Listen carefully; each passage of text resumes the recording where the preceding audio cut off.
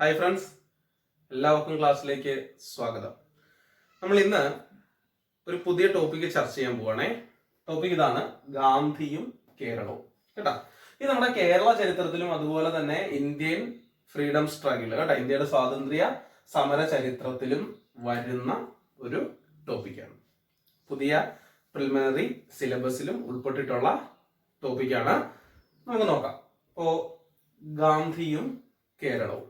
അപ്പോ ക്ലാസ് തുടങ്ങുന്നതിന് മുമ്പ് നിങ്ങൾ ഈ ചാനൽ ഇതുവരെ സബ്സ്ക്രൈബ് ചെയ്തിട്ടില്ലെങ്കിൽ നിങ്ങൾ ഈ ചാനൽ സബ്സ്ക്രൈബ് ചെയ്യുക, ബെൽ ബട്ടൺ എനേബിൾ ആക്കുക. ഓക്കെ, നോക്കാം.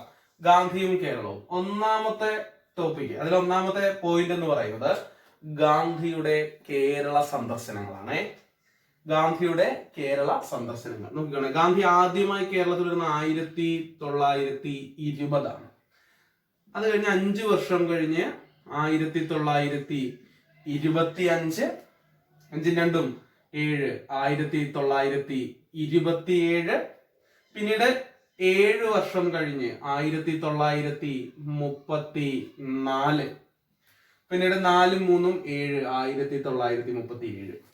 കണ്ടോ, 1920 5 വർഷം കഴിഞ്ഞ് 25, 5-2-7 27. ഓക്കെ, അത് കഴിഞ്ഞ് വരുന്നത് 7 വർഷം കഴിഞ്ഞ് 1934. അത് കഴിഞ്ഞത് ഇത് തമ്മിൽ കൂട്ടിക്ക് 4-3-7 1937. 5 തവണയാണ് ഗാന്ധി കേരളത്തിൽ വന്നത്. എത്ര തവണ വന്നു? 5 തവണ വന്നു. അപ്പൊ ആദ്യം നമുക്ക് കവർ ചെയ്യാനുള്ളത് ഈ സന്ദർശനങ്ങളും ഇതുമായിട്ട് അനുബന്ധമായിട്ടുള്ള അല്ലെങ്കിൽ ഇതുമായി ബന്ധപ്പെട്ടിട്ടുള്ള ചോദ്യങ്ങളുമാണ് കേട്ടോ. അപ്പൊ നമുക്ക് തുടങ്ങാം. അപ്പോ ഒന്നാം കേരള സന്ദർശനം 1920 ഓഗസ്റ്റ് 18. 1920 ഓഗസ്റ്റ് 18 എന്ത് ഗാന്ധിജിയുടെ ആദ്യത്തെ കേരള സന്ദർശനം എന്ന് പറയുന്നത്. ഓക്കെ, എന്തിനു വേണ്ടിയിട്ടായിരുന്നു? ശ്രദ്ധിക്കുക, 1920 കേട്ടോ, ഇന്ത്യൻ സ്വാതന്ത്ര്യ സമര ചരിത്രത്തിൽ വളരെ പ്രധാനപ്പെട്ട ഒരു വർഷമാണ് 1920 എന്ന് പറയുന്നത്. അന്നാണ് നിസ്സഹകരണ പ്രസ്ഥാനം തുടങ്ങുന്നത്. നിസ്സഹകരണ പ്രസ്ഥാനം ആരംഭിക്കുന്ന വർഷം 1920. ഖിലാഫത്ത് പ്രസ്ഥാനം ആരംഭിക്കുന്ന വർഷം 1920. ഇതിന്റെ രണ്ടിന്റെയും പ്രചരണത്തിന് വേണ്ടിയിട്ടാണ് ഗാന്ധിജി എവിടെ വന്നത്? കേരളത്തിൽ വന്നത്. കേരളത്തിൽ എവിടെയാ വന്നത്? നോക്കൂ, കേരളത്തിൽ വന്നത് കോഴിക്കോടാണ്. എന്താ കോഴിക്കോട് വരാൻ കാരണം? അന്ന് മദ്രാസ് പ്രസിഡൻസിയുടെ കീഴില് കേട്ടോ, മദ്രാസ് പ്രസിഡൻസിയുടെ കീഴിലായിരുന്നു ഏത് പ്രവിശ്യ? മലബാർ പ്രവിശ്യ. ആ മലബാർ പ്രവിശ്യയുടെ ആസ്ഥാനമായിരുന്നു ഏതെന്ന് പറയുന്നത്? കോഴിക്കോട് എന്ന് പറയുന്നത്. അപ്പൊ ഗാന്ധി വന്നത് എവിടെയാണ്? കേരളത്തിൽ കോഴിക്കോടാണ് ഗാന്ധി വന്നത്. അതുകൊണ്ട് ഗാന്ധി പങ്കെടുത്ത ഒരു യോഗത്തില് ഗാന്ധി ആദ്യമായി കേരളത്തിൽ പങ്കെടുത്ത യോഗം അല്ലെങ്കിൽ പങ്കെടുത്ത സമ്മേളനം എവിടെയായിരുന്നു എന്ന് ചോദിച്ചാൽ കോഴിക്കോടാണ് ഉത്തരം. അല്ലെങ്കിൽ ഇങ്ങനെ ചോദിക്കാം കേട്ടോ, ഗാന്ധിജി പങ്കെടുക്കുന്ന ഒരു യോഗത്തിന് ആതിഥേയത്വം വഹിക്കാൻ കഴിഞ്ഞ കേരളത്തിലെ ആദ്യ നഗരം അല്ലെങ്കിൽ പട്ടണം ഏതെന്ന് ചോദിക്കാം. ഉത്തരം എന്താണ്? കോഴിക്കോടാണ്. അന്ന് ഗാന്ധി വന്നു. ഖിലാഫത്ത് നിസ്സഹകരണ പ്രസ്ഥാനങ്ങളുടെ പ്രചാരണത്തിനാണ് വന്നതെന്ന് പറഞ്ഞു. അതുകൊണ്ട് ഒരു ഖിലാഫത്ത് നേതാവ് ഗാന്ധിയുടെ കൂടെ ഉണ്ടായിരുന്നു. ആരാണ്? അല്ലെ, ഖിലാഫത്ത് നേതാവ് ആരാണ്? ഷൗക്കത്ത് അലി. അലി സഹോദരന്മാരുണ്ടല്ലോ, മുഹമ്മദ് അലിയും ഷൗക്കത്ത് അലിയും. അതിൽ ഷൗക്കത്ത് അലിയാണ് എന്ത് ചെയ്തത്? ഗാന്ധിയുടെ കൂടെ ഇവിടെ വന്നത്? കേരളത്തിൽ വന്നത് കേട്ടോ. ഓക്കെ, ഇനി കോഴിക്കോട് വന്നു. കോഴിക്കോട് കടപ്പുറത്ത് ഗാന്ധി എന്ത് ചെയ്തു? യോഗം അല്ലെങ്കിൽ മീറ്റിംഗ് കൂടി അതില് സംസാരിച്ചു അല്ലെ. അപ്പൊ കേരളത്തിൽ ഗാന്ധി സംസാരിക്കുന്നു. അപ്പൊ അവിടെ ആരുടെ ആവശ്യമുണ്ട്? ഒരു പരിഭാഷകന്റെ ആവശ്യമുണ്ട്. അപ്പൊ ഗാന്ധിയുടെ പ്രസംഗം തത്സമയം പരിഭാഷപ്പെടുത്തിയത് കെ മാധവൻ നായർ ആണ്. ഓക്കെ, അപ്പൊ പറഞ്ഞു 1920 ഓഗസ്റ്റ് 18 ഗാന്ധിയുടെ ആദ്യ കേരള സന്ദർശനം. നിസ്സഹകരണ പ്രസ്ഥാനത്തിന്റെയും ഖിലാഫത്ത് പ്രസ്ഥാനത്തിന്റെയും പ്രചരണത്തിന് വേണ്ടിയിട്ടാണ് ഗാന്ധിജി കേരളത്തിൽ വന്നത്. ഗാന്ധിയോടൊപ്പം ഉണ്ടായിരുന്നത് ഷൗക്കത്ത് അലി, മൗലാന ഷൗക്കത്ത് അലിയാണ്. വന്നത് എവിടെയാണ്? ആ മദ്രാസ് പ്രവിശ്യയുടെ ആസ്ഥാനമായ കോഴിക്കോടാണ് വന്നത്. അവിടെ എന്ത് ചെയ്തു? കോഴിക്കോട് കടപ്പുറത്ത് ഒരു സമ്മേളനം നടന്നു. ആ സമ്മേളനത്തിൽ ഗാന്ധി സംസാരിച്ചു. അപ്പോൾ അത് തത്സമയം മലയാളത്തിലേക്ക് പരിഭാഷപ്പെടുത്തിയത് ആരാണ്? കെ മാധവൻ നായരാണ്. ഇതാണ് ഗാന്ധിജിയുടെ ആദ്യ കേരള സന്ദർശനത്തിൽ നിന്നിട്ടുള്ള പോയിന്റുകൾ എന്ന് പറയുന്നത്. ഓക്കെ, അപ്പൊ അവിടെ നമുക്ക് രണ്ട് കാര്യം കൂടെ പറഞ്ഞേക്കാം സാന്ദർഭികമായിട്ട്. എന്താണ് ഇത്? ഖിലാഫത്ത് പ്രസ്ഥാനവും നിസ്സഹകരണ പ്രസ്ഥാനവും. ഖിലാഫത്ത് പ്രസ്ഥാനത്തിന്റെ തുടർച്ചയായിട്ട് 1921 ഉണ്ടായ മലബാർ ലഹള, അതുകൂടി ഒന്ന് പറയാം. ഓക്കെ, അപ്പൊ ഖിലാഫത്ത് പ്രസ്ഥാനം പറയാൻ പോകുന്നേ. ഒന്നാമത്തെ പോയിന്റ് പറഞ്ഞു കഴിഞ്ഞു. 1920 ഖിലാഫത്ത് പ്രസ്ഥാനം രൂപീകരിച്ചത്. സ്ഥാപിച്ചത് 3 പേരാണ്. അലി സഹോദരന്മാർ. ആരൊക്കെ? മൗലാന ഷൗക്കത്ത് അലി, മൗലാന മുഹമ്മദ് അലി, വീണ്ടും മൗലാന അബ്ദുൽ കലാം ആസാദ്.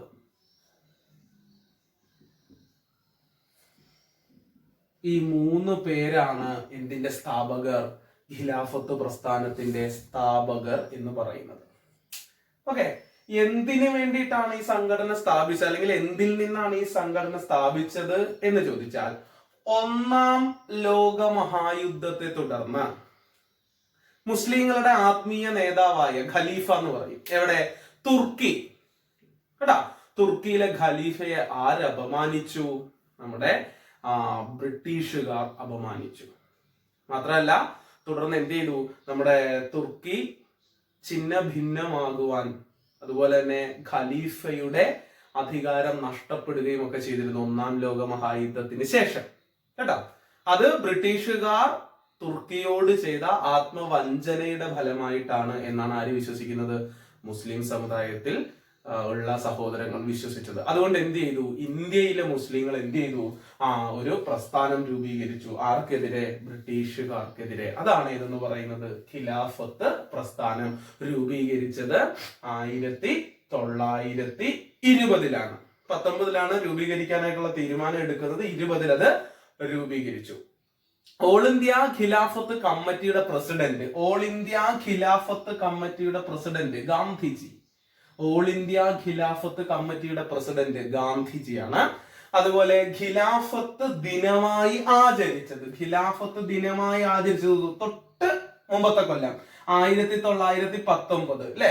ഗാന്ധിജി ജനിച്ച മാസം ഒക്ടോബർ അല്ലെ? ഇന്ത്യയിലെ ചമ്പാരൻ സത്യാഗ്രഹം അല്ലെ? ഏതാണ് വർഷം? 1917. ഇത് ഗാന്ധിയായിട്ട് കണക്ട് ചെയ്ത് വെച്ച് ഓർത്തിരിക്കാം. 1919 ഒക്ടോബർ 17 എന്തായിട്ട് ആചരിച്ചത്? ഖിലാഫത്ത് ദിനമായിട്ട് ആചരിച്ചത്. ഓക്കെ, അപ്പൊ എന്തൊക്കെ പറഞ്ഞു? ഖിലാഫത്ത് പ്രസ്ഥാനത്തിന്റെ സ്ഥാപകർ എന്ന് പറയുന്നത് മൗലാന ഷൗക്കത്ത് അലി, മൗലാന മുഹമ്മദ് അലി, മൗലാന അബ്ദുൽ കലാം ആസാദ്. പിന്നെ എന്താ പറഞ്ഞത്? തുർക്കിയിലെ ഖലീഫയോട് വഞ്ചന പുലർത്തിയതിനെ അല്ലെങ്കിൽ അപമാനിച്ചതിനെ തുടർന്ന് രൂപം കൊണ്ട പ്രസ്ഥാനമാണ് ഇത് ഖിലാഫത്ത് പ്രസ്ഥാനം.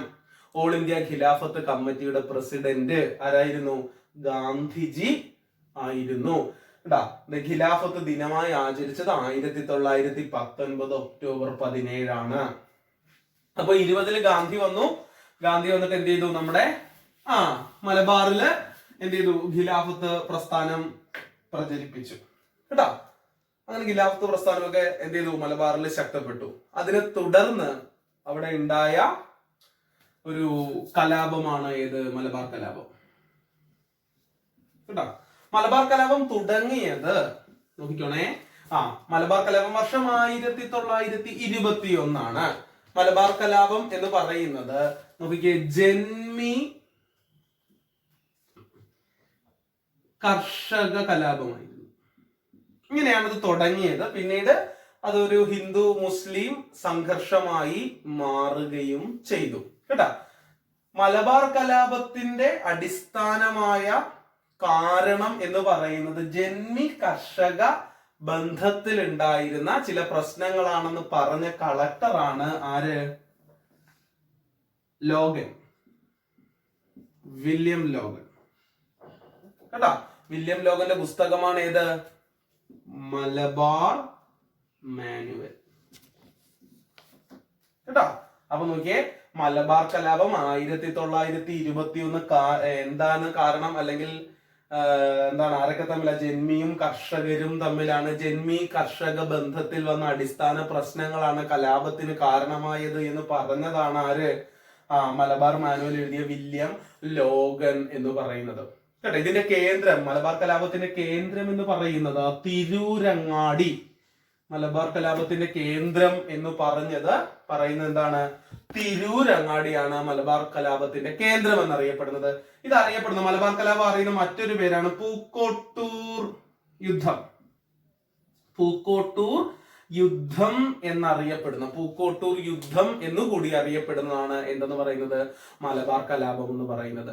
ഇത് അടിസ്ഥാനപരമായി ജന്മി കർഷക കലാപമായിരുന്നു. പിന്നീട് ഇത് ഹിന്ദു മുസ്ലിം സംഘർഷവും ഇതിനകത്ത് ഉണ്ടായി. അപ്പൊ നോക്കി, ഇതിന്റെ പെട്ടെന്നുള്ള കാരണം എന്ന് പറയുന്നത് കേരളത്തിലെ ഖിലാഫത്ത് കമ്മിറ്റിയുടെ സെക്രട്ടറി ആയിരുന്ന വടക്കേ വീട്ടിൽ മുഹമ്മദ് എന്ന് പറയുന്ന വ്യക്തിയെ അറസ്റ്റ് ചെയ്യാൻ ശ്രമിച്ചതാണ് പെട്ടെന്ന് മലബാർ കലാപം പൊട്ടിപ്പുറപ്പെടാനുള്ള കാരണം. അപ്പൊ അടുത്ത ആള് വരുന്നു, ആരാണ്? വടക്കേ വീട്ടിൽ മുഹമ്മദിനെ എന്ത് ചെയ്തു? അറസ്റ്റ് ചെയ്യാൻ ശ്രമിച്ചതിനെ തുടർന്നാണ് പെട്ടെന്ന് മലബാർ കലാപം പൊട്ടിപ്പുറപ്പെടാനായിട്ടുള്ള കാരണം എന്ന് പറയുന്നത്. മലബാർ കലാപത്തിന്റെ നേതാക്കൾ ആരൊക്കെയായിരുന്നു? അല്ലെ, ഈ അടുത്ത് സിനിമ വരാൻ പോയി, അപ്പൊ ചർച്ചയൊക്കെ ആയതാണ് അല്ലെ. ആരൊക്കെയാണ്? ആലി മുസലിയാർ, വാരിയം കുന്നത്ത് കുഞ്ഞഹമ്മദ് ഹാജി, കോയത്തങ്ങൾ. കേട്ടോ, അപ്പൊ ആലി മുസ്ലിയാർ, വാരിയം കുന്നത്ത് കുഞ്ഞഹമ്മദ് ഹാജി, അതുപോലെ കോയത്തങ്ങൾ എന്നിവരാണ് എന്തെന്ന് പറയുന്നത്? മലബാർ കലാപത്തിന് നേതൃത്വം കൊടുത്തത്.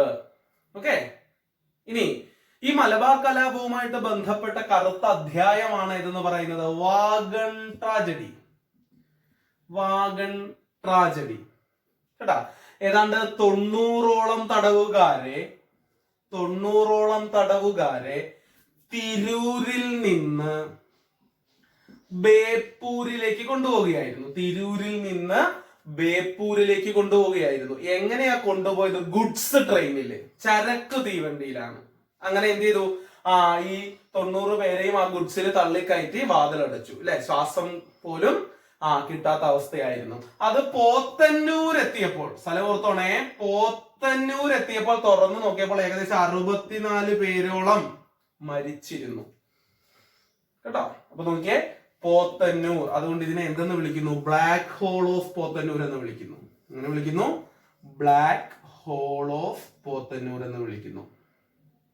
ബ്ലാക്ക് ഹോൾ ഓഫ് പോത്തന്നൂർ എന്ന് എന്തിനെ വിളിക്കുന്നു? നമ്മുടെ വാഗൺ ട്രാജഡിയെ വിളിക്കുന്നു. എന്താ അങ്ങനെ വിളിക്കാൻ കാര്യം? തിരൂരിൽ നിന്ന് ബേപ്പൂരിലേക്കാണ് പോയത്. പക്ഷെ എവിടെ എത്തിയപ്പോൾ? പോത്തന്നൂരിൽ എത്തിയപ്പോഴത്തേക്ക് എന്ത് ചെയ്തു? ഇത് തുറന്നു നോക്കിയപ്പോ 64ഓളം പേര് മരിച്ചു പോയിരുന്നു. അതുകൊണ്ട് എന്തെന്ന് വിളിച്ചു?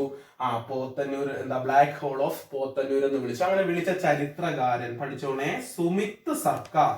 സുമിത്ത് സർക്കാരാണ് എന്ത് ചെയ്തത്? ബ്ലാക്ക് ഹോൾ ഓഫ് പോത്തന്നൂർ എന്ന് എന്തിനെ വിശേഷിപ്പിച്ചത്? വാഗൺ ട്രാജഡിയെ വിശേഷിപ്പിച്ചത്. എന്നാൽ വാഗൺ ട്രാജഡി മെമ്മോറിയൽ ഹാൾ എവിടെയാണെന്ന് ചോദിച്ചാൽ Tirur. Wagon tragedy memorial hall എവിടെയാണെന്ന് ചോദിച്ചാൽ തിരൂർ. അല്ലെ, മലയാള സർവകലാശാല, തുഞ്ചൻ സർവകലാശാല തിരൂരല്ലേ? എവിടെയാണ് എന്തെന്ന് പറയുന്നത്? നമ്മുടെ വാഗൺ ട്രാജഡി സ്മാരക ഹാള് സ്ഥിതി ചെയ്യുന്നത് തിരൂരാണ്. ഓക്കെ, അപ്പൊ ഇത്രയുമാണ് എന്തെന്ന് പറയുന്നത് മലബാർ കലാപവുമായിട്ട് ബന്ധപ്പെട്ട കാര്യങ്ങൾ. 921 വർഷം. ഓക്കെ, ഇനി അതിന് നേതൃത്വം കൊടുത്തവർ ആരൊക്കെയാണ്? അലി മുസ്ലിയാർ, വാരിയം കുന്നത്ത് കുഞ്ഞഹമ്മദ് ഹാജി, കോയത്തങ്ങൾ എന്നിവരാണ്. ഇത് അടിസ്ഥാനമായി ജന്മി കർഷക ബന്ധത്തിലുള്ള കുഴപ്പങ്ങളാണ് കലാപത്തിന് കാരണം എന്ന് പറഞ്ഞത് ആരാണ്?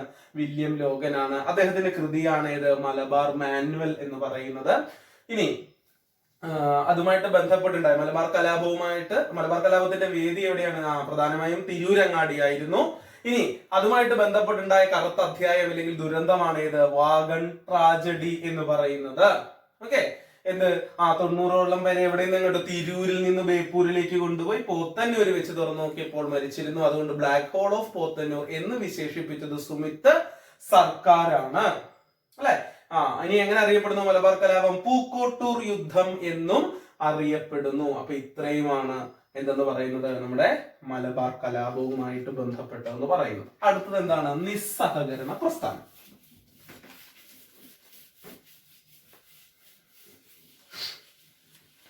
നിസ്സഹകരണ പ്രസ്ഥാനവും 1920 കിട്ടി. അപ്പൊ 3 വർഷം ഗാന്ധിജി ആദ്യമായിട്ട് വന്നു, നിസ്സഹകരണ പ്രസ്ഥാനം, ഖിലാഫത്ത് പ്രസ്ഥാനം, എല്ലാം എന്ത് തന്നെയാണ്? 1920 തന്നെയാണ്. എന്താ നിസ്സഹകരണ പ്രസ്ഥാനത്തിന്റെ പ്രത്യേകത എന്നറിയാമോ? ഗാന്ധിജിയുടെ നേതൃത്വത്തിൽ ഇന്ത്യയിൽ നടന്ന ആദ്യ ബഹുജന പ്രക്ഷോഭമായിരുന്നു ഏതെന്ന് പറയുന്നത്? നിസ്സഹകരണ പ്രസ്ഥാനം. ആദ്യ ബഹുജന പ്രക്ഷോഭം. രണ്ടാമത്തെ ബഹുജന പ്രക്ഷോഭം ചോദിച്ചു കഴിഞ്ഞാൽ ഏതാണ്? സിവിൽ ഡിസൊബിഡിയൻ, നിയമലംഘന പ്രസ്ഥാനം. രണ്ടാമത്തത് ഗാന്ധിയുടെ നേതൃത്വത്തിൽ ഇന്ത്യയിൽ നടന്ന ആദ്യ ബഹുജന പ്രക്ഷോഭം ഏതെന്ന് ചോദിച്ചാൽ ഉത്തരം എന്താണ്? നിസ്സഹകരണ പ്രസ്ഥാനമാണ്. നിസ്സഹകരണ പ്രസ്ഥാനം നടത്താൻ തീരുമാനിച്ച അല്ലെങ്കിൽ നിസ്സഹകരണ പ്രസ്ഥാനത്തിന് പിന്തുണ കൊടുത്ത INC സമ്മേളനം 1920 കൽക്കത്ത സ്പെഷ്യൽ സമ്മേളനമാണ്. കൽക്കത്ത സ്പെഷ്യൽ സമ്മേളനമാണ്. ഓർത്തോണം, 1920 കൽക്കത്ത സ്പെഷ്യൽ സമ്മേളനത്തിന്റെ അധ്യക്ഷൻ എന്ന് പറയുന്നത് ലാലാ ലജ്പത് റായ് ആണ്. ലാലാ ലജ്പത് റായ് ആണ് എന്തെന്ന് പറയുന്നത്? നിസ്സഹകരണ പ്രസ്ഥാനം തുടങ്ങാനായിട്ട് അനുകൂലിച്ച 1920 കൊൽക്കത്ത സ്പെഷ്യൽ സമ്മേളനത്തിലെ അധ്യക്ഷൻ ലാലാ ലജ്പത് റായ് ആയിരുന്നു. ഇനി നിസ്സഹകരണ പ്രസ്ഥാനം എന്ന് പറഞ്ഞാൽ എന്താണ്? ഒരു തരത്തിലും ബ്രിട്ടീഷുകാരുമായിട്ടോ ബ്രിട്ടീഷ് ഗവൺമെന്റുമായിട്ടോ എന്ത് ചെയ്യുന്നില്ല? സഹകരിക്കുന്നില്ല കേട്ടോ. ഇതിന്റെ ഫലമായിട്ട് എന്ത് ചെയ്തു? പല അഭിഭാഷകർ, ചിത്തരഞ്ജൻ ദാസിനെ പോലെയുള്ള, മോത്തിലാൽ നെഹ്റുവിനെ പോലെയുള്ള അഭിഭാഷകർ അവരുടെ ജോലി രാജിവെച്ചു. അതുപോലെ എന്താണ് എന്താ പറയാ, വിവിധ ബ്രിട്ടീഷ് ഗവൺമെന്റിന് കീഴിൽ ജോലി ചെയ്തിരുന്ന ഇന്ത്യക്കാരൊക്കെ എന്ത് ചെയ്തു? വിട്ടുനിന്നു, സർവീസിൽ നിന്ന് വിട്ടുനിന്നു. അവസാനം എന്ത് ചെയ്യുന്ന അറിയാമോ? നമ്മുടെ ഈ ടെലഗ്രാഫ് ആണ് അന്നത്തെ മെയിൻ കമ്മ്യൂണിക്കേഷൻ എന്ന് പറഞ്ഞ ഈ ടെലഗ്രാഫ് പട്ടാളം ഏറ്റെടുത്തത് കൊണ്ട് മാത്രമാണ്, ഇല്ലെങ്കിൽ എന്ത് ചെയ്തേനെ ലണ്ടനുമായിട്ടുള്ള ബന്ധം പോലും വിച്ഛേദിക്കപ്പെട്ടു പോയേനെ. അത്രയ്ക്ക് ബഹുജന മുന്നേറ്റമായിരുന്നു ഏതെന്ന് പറയുന്നത്? നിസ്സഹകരണ പ്രസ്ഥാനം എന്ന് പറയുന്നത് കേട്ടോ. അപ്പൊ ഈ നിസ്സഹകരണ പ്രസ്ഥാനത്തിന് വേണ്ടിയിട്ട് ഒരു ഫണ്ട് രൂപീകരിച്ചു. അതാണ് സ്വരാജ് ഫണ്ട്. എന്താണ്? സ്വരാജ് ഫണ്ട്. അത് രൂപീകരിച്ചത് തിലകാണ്, ബാലഗംഗാധര തിലക്. നിസ്സഹകരണ പ്രസ്ഥാനത്തിന്റെ ധനസമാഹരണത്തിന് വേണ്ടിയിട്ട് രൂപീകരിച്ച ഫണ്ടാണ് സ്വരാജ് ഫണ്ട്. രൂപീകരിച്ചത് ആരാണ്? തിലകാണ്. തിരിഞ്ഞു പോയത് സ്വരാജ് ഫണ്ടിന്റെ കാര്യം പറയുന്നത്. രൂപീകരിച്ചത് ആരാണ്? തിലകാണ്.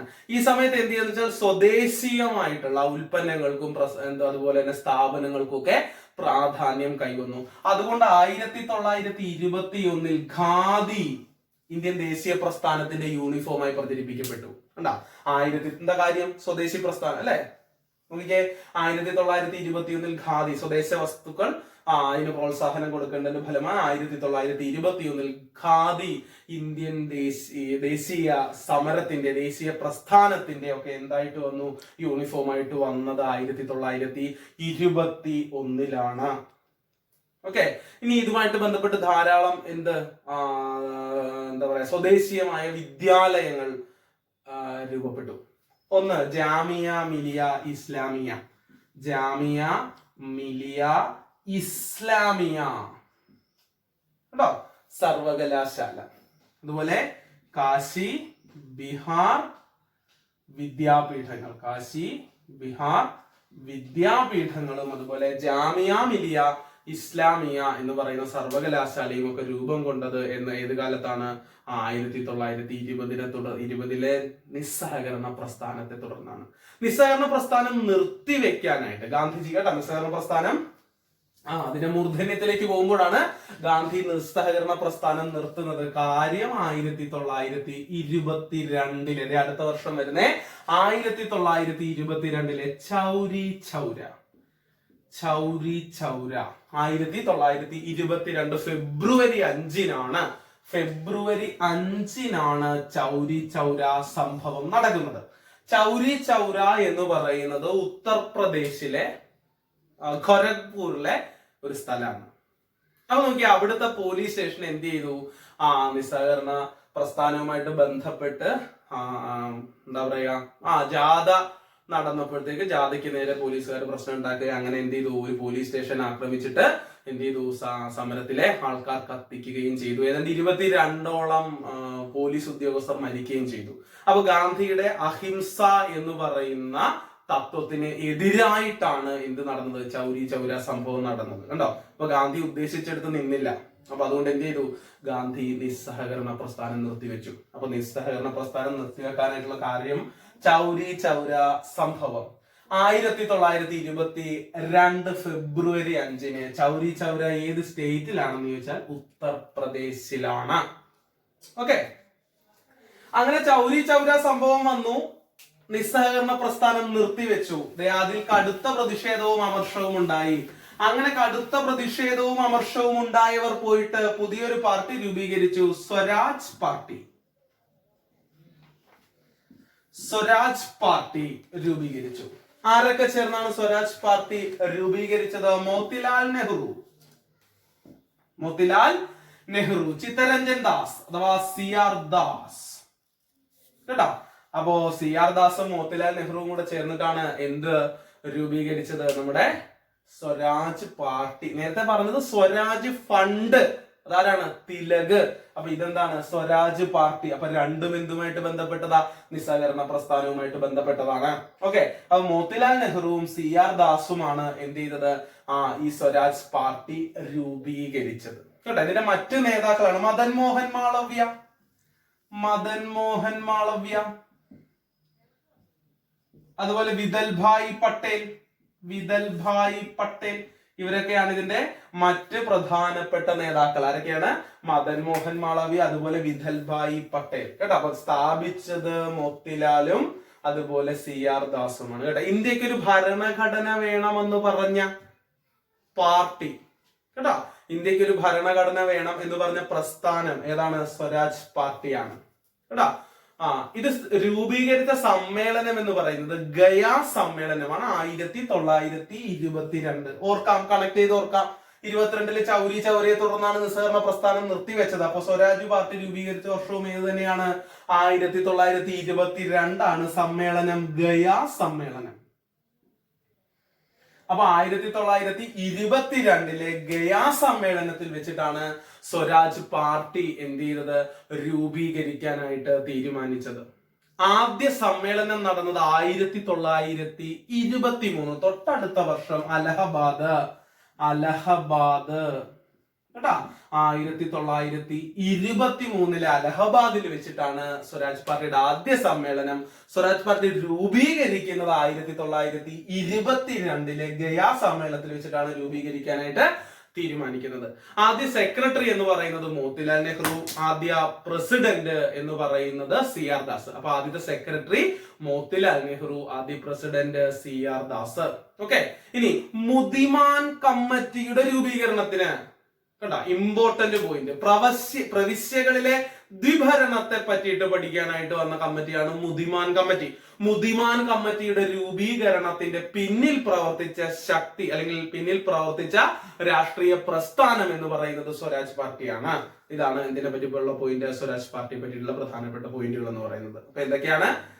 നിസ്സഹകരണ പ്രസ്ഥാനത്തിന്റെ പെട്ടെന്നുള്ള പിൻവലിക്കലിനെ തുടർന്ന് കോൺഗ്രസിൽ ഉണ്ടായ അഭിപ്രായ ഭിന്നതയിൽ തുടർന്ന് ഉണ്ടായ പ്രസ്ഥാനമാണ് സ്വരാജ് പാർട്ടി.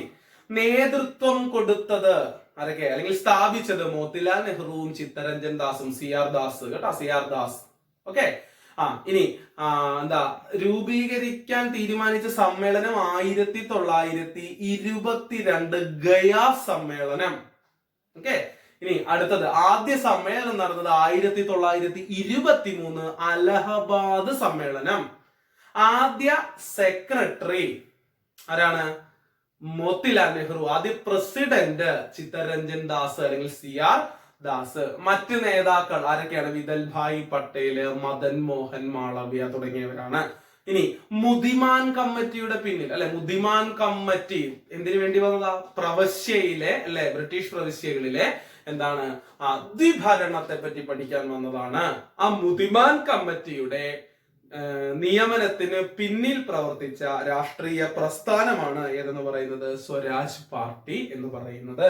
അപ്പൊ ഇത്രയുമാണ് നിസ്സഹകരണ പ്രസ്ഥാനവുമായിട്ട് ബന്ധപ്പെട്ടത്. അപ്പൊ 1920 തുടങ്ങി 22 ചൗരി ചൗര കൊണ്ട് അവസാനിച്ചു.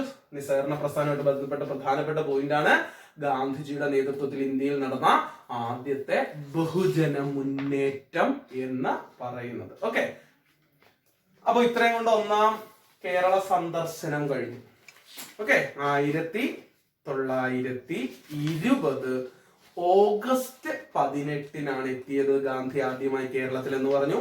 വന്ന സ്ഥലം കോഴിക്കോട് എന്ന് പറഞ്ഞു. പ്രസംഗിച്ചെന്ന് പറഞ്ഞു. ദ്വിഭാഷിയായിരുന്നത് K. മാധവൻ നായരെന്ന് പറഞ്ഞു. ആദ്യ പട്ടണം എന്ന് പറയുന്നത് കോഴിക്കോട് എന്ന് പറഞ്ഞു. ഒപ്പം ഉണ്ടായിരുന്ന ആളാരാണ്? മൗലാന ഷൗക്കത്ത് അലി. ഓക്കെ, അപ്പൊ നമ്മുടെ ഈ വീഡിയോ ഇവിടെ വൈൻഡപ്പ് ചെയ്യാം. അടുത്ത ക്ലാസ്സിൽ ഗാന്ധിജിയുടെ രണ്ടാം സന്ദർശനവും അതുമായിട്ട് ബന്ധപ്പെട്ട അനുബന്ധ വിവരങ്ങളും നമുക്ക് ചർച്ച ചെയ്യാം. അപ്പൊ നിങ്ങൾക്ക് ഈ വീഡിയോ ഇഷ്ടപ്പെട്ടെങ്കിൽ നിങ്ങൾ ലൈക്ക് ചെയ്യുക, കമന്റ് ചെയ്യുക, നിങ്ങളുടെ ഡൗട്ടുകൾ കമന്റ് ബോക്സിൽ രേഖപ്പെടുത്തുക. അതുപോലെ ചാനൽ നിങ്ങൾ ഇതുവരെ സബ്സ്ക്രൈബ് ചെയ്തിട്ടില്ലെങ്കിൽ സബ്സ്ക്രൈബ് ചെയ്യുക. Okay, thank you.